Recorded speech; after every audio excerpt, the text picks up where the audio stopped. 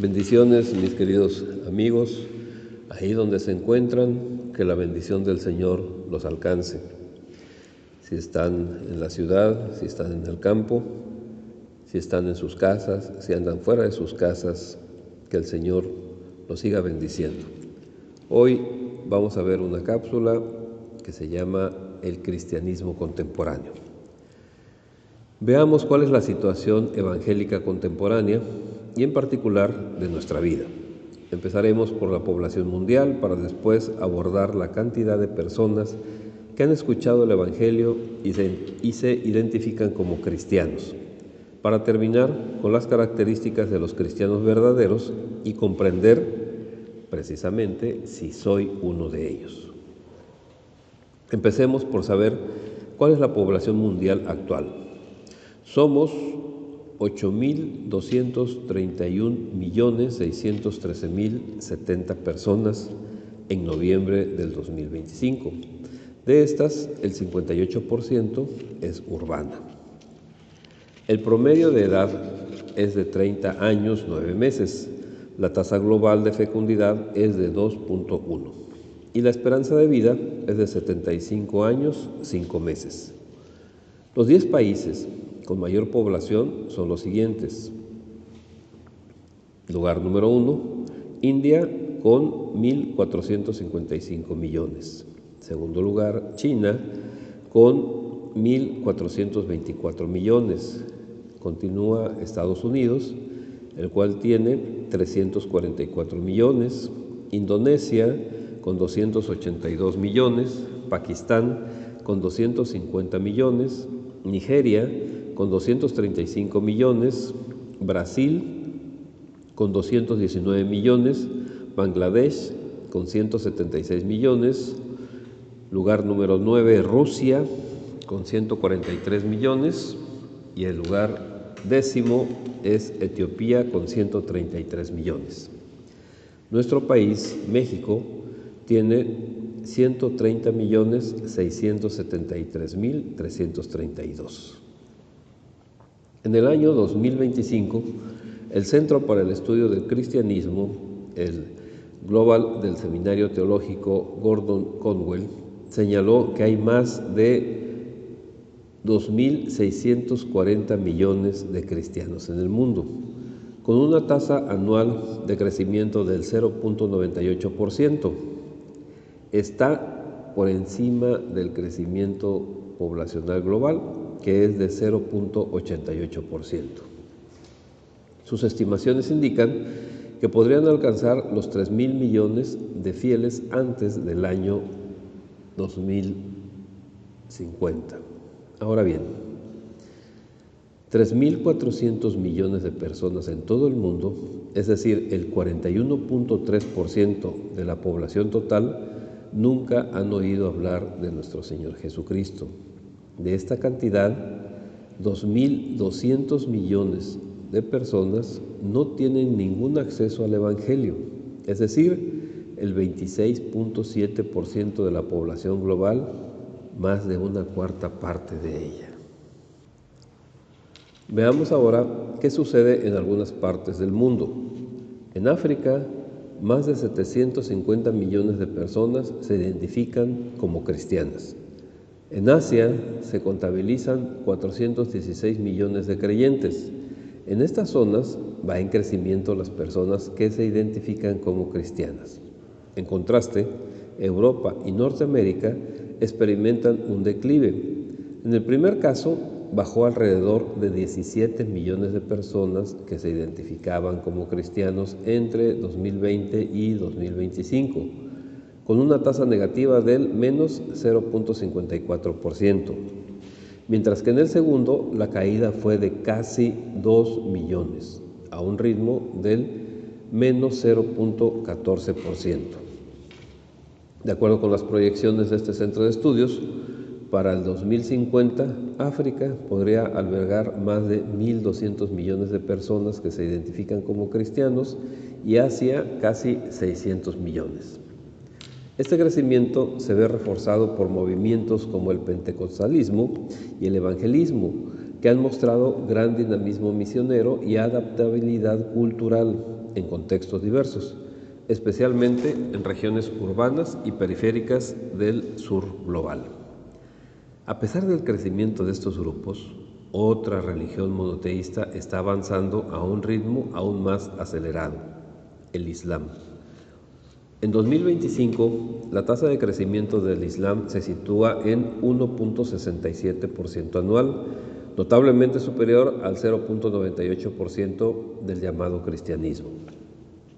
El caso del ateísmo: para los años 70 había más de 161 millones de adeptos.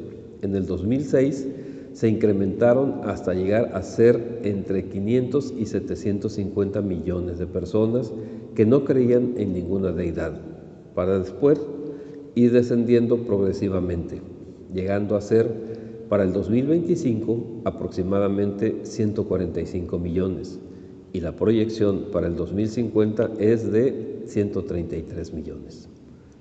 De la población mundial atea y no religiosa, el 76% reside en Asia y el Pacífico, mientras que el resto reside en Europa, el 12%, América del Norte, 5%, América Latina y el Caribe, 4%, África subsahariana, 2%, y Oriente Medio y el norte de África, menos del 1%.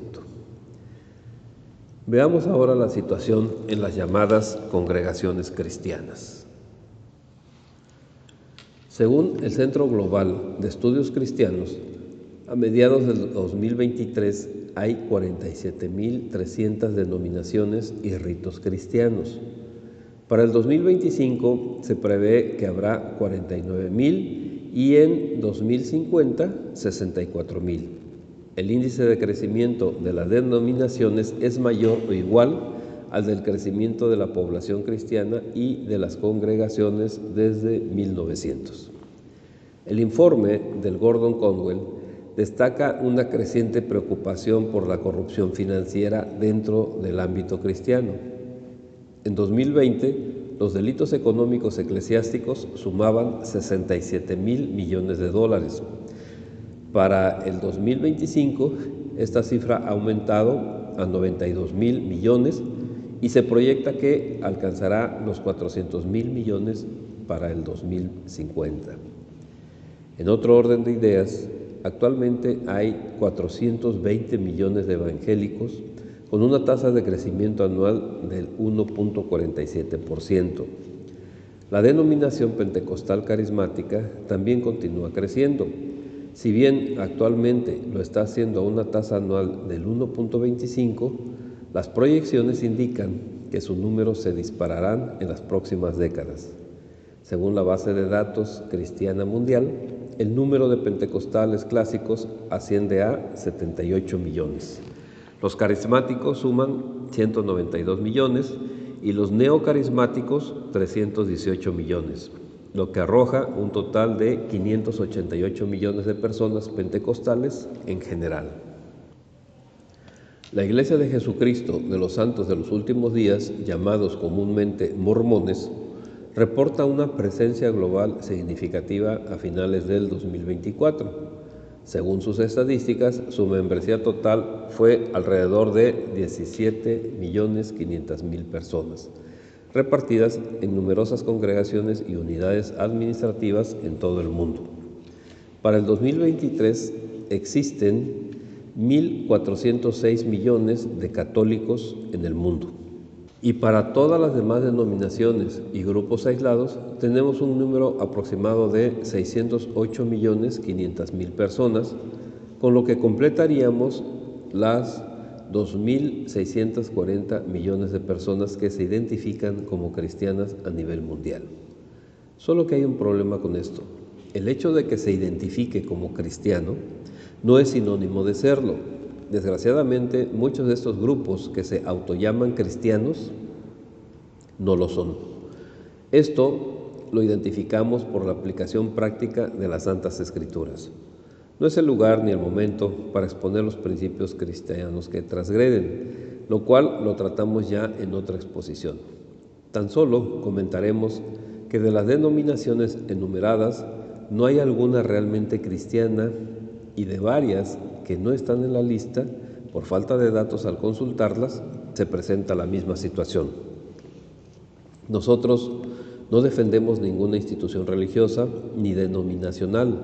Tratamos siempre, en todos nuestros análisis, de ser lo más objetivos posibles. En esta ocasión, para este asunto, solo citaremos el siguiente verso en Primera de Juan, capítulo 2, el verso 6, que dice: el que dice que permanece en él debe andar como él anduvo. Fin de la cita.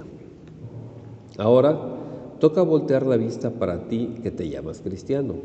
Fíjate lo que la Santa Palabra dice, no lo que doctrinas, puntos de vista o filosofías te han convencido que no estás tan mal.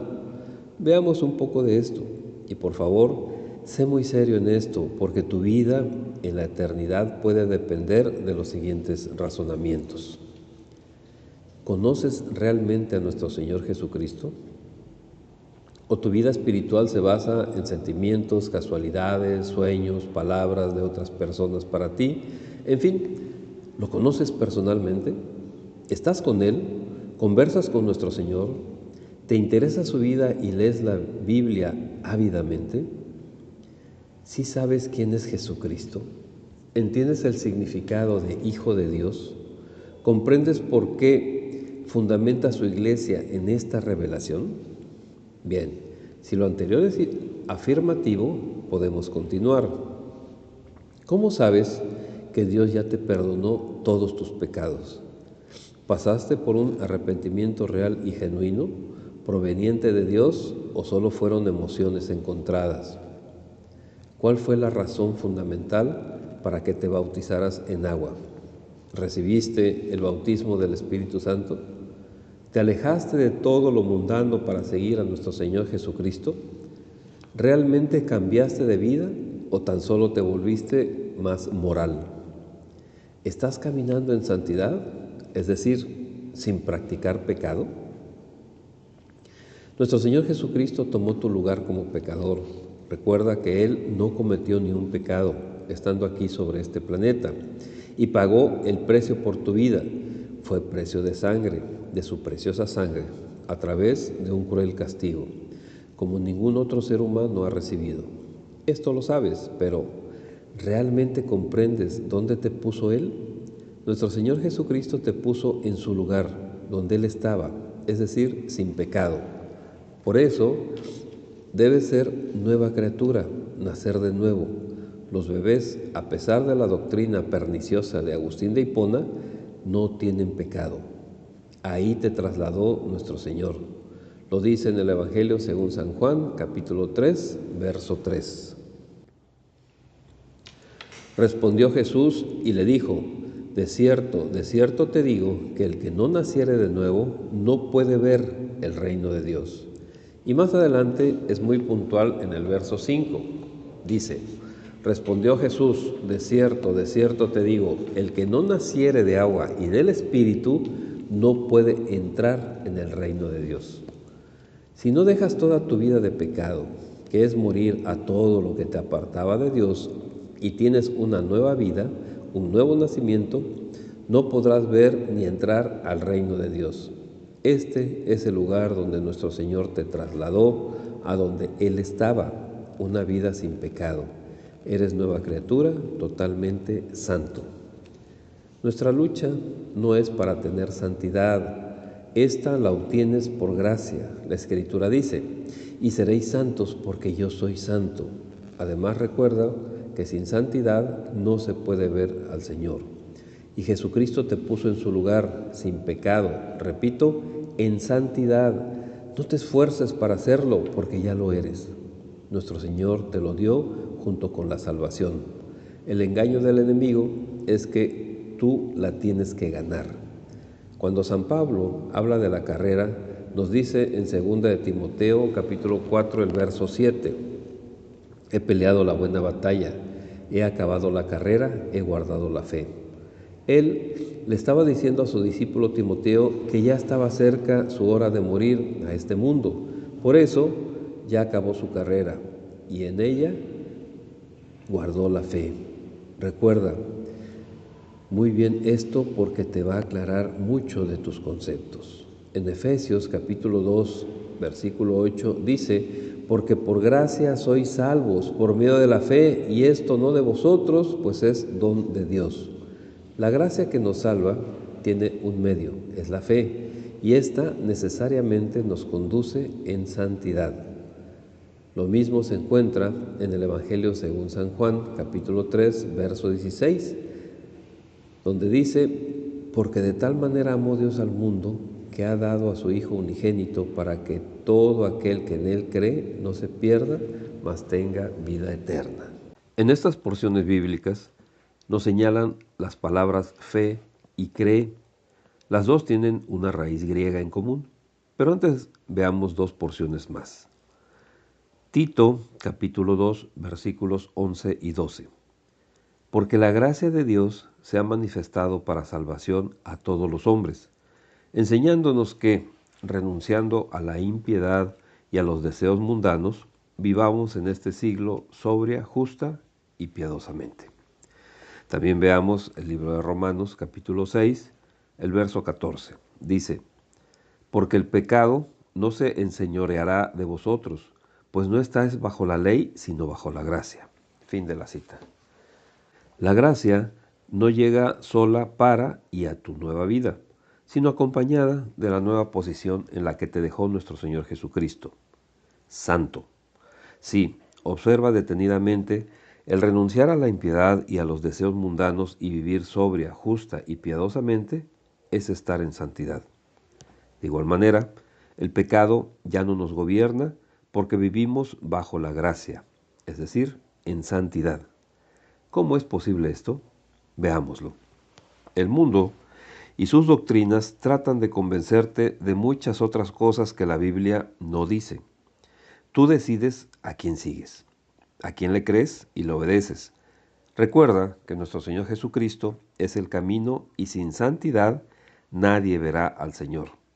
Para dejar más claro lo anterior, recordemos que las palabras creer y fe tienen la misma raíz etimológica, peito, lo cual significa obedecer confiadamente. Fíjate bien, si eres cristiano, entonces sigues el camino de Cristo. Él siempre estuvo en santidad. Tú lo vas a estar porque el que dice que permanece en Él debe andar como Él anduvo. Y verás de continuo a nuestro Señor Jesucristo porque tienes fe en Él y le crees. En otras palabras, le obedeces totalmente porque confías en Él. Es cuando la palabra se cumple, serás santo porque yo soy santo. No debes perder tu posicionamiento, tu lugar de dignidad. Al contrario, continuar con nuestra carrera hacia la meta, la cual, hasta este momento, debes estar llena de frutos para glorificar al Padre. Veamos ahora un tercer momento desde nuestra conversión. Si conoces a nuestro Señor Jesucristo y estás en santidad, ¿qué y cuántos frutos estás dándole? Podemos señalar dos tipos de frutos, uno en singular y otro en plural. Cuando la palabra de Dios lo menciona en singular, se refiere a nuestro interior. Es un solo fruto constituido de 9 partes. En muy pocas palabras, es la presencia y guía del Espíritu Santo en toda tu manera de ser. Cuando usa el plural, entonces se refiere a tus obras, en hechos como testificas de nuestro Señor, como manifiestas que Él es el Señor de tu vida.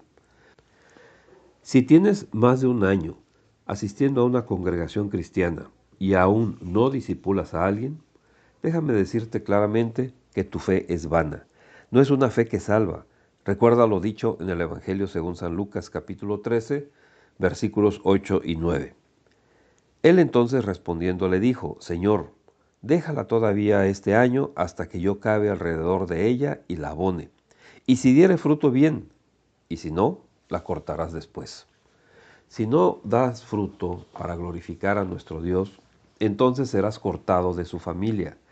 No importa que vayas a todas las reuniones, que permanezcas en la congregación, pues al final no estarás con nuestro Señor, puesto que no eres hijo. El esclavo también permanece en la casa, pero no para siempre. Citamos el Evangelio según San Juan, capítulo 8, los versos 34 y 35. Cito: Jesús les respondió: de cierto os digo, que todo aquel que hace pecado, esclavo es del pecado. Y el esclavo no queda en la casa para siempre, el Hijo sí queda para siempre. Fin de la cita.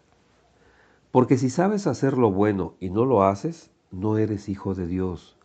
¿Crees que ser discípulo es oír estudios, repartir despensas, reparar artefactos? Observa lo que dice nuestro Señor en Mateo capítulo 28, verso 19.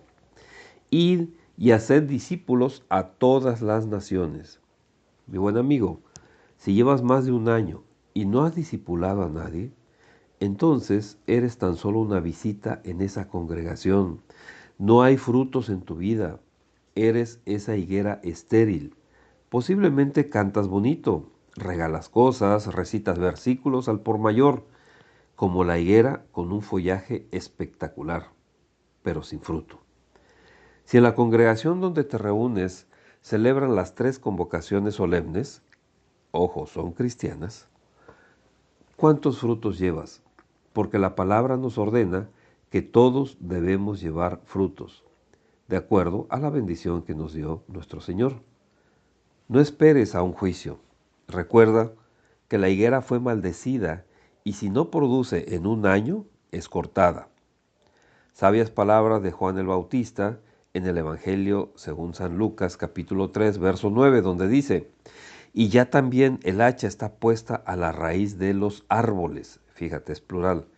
Por tanto, todo árbol, está en singular, que no da buen fruto, se corta y se echa en el fuego.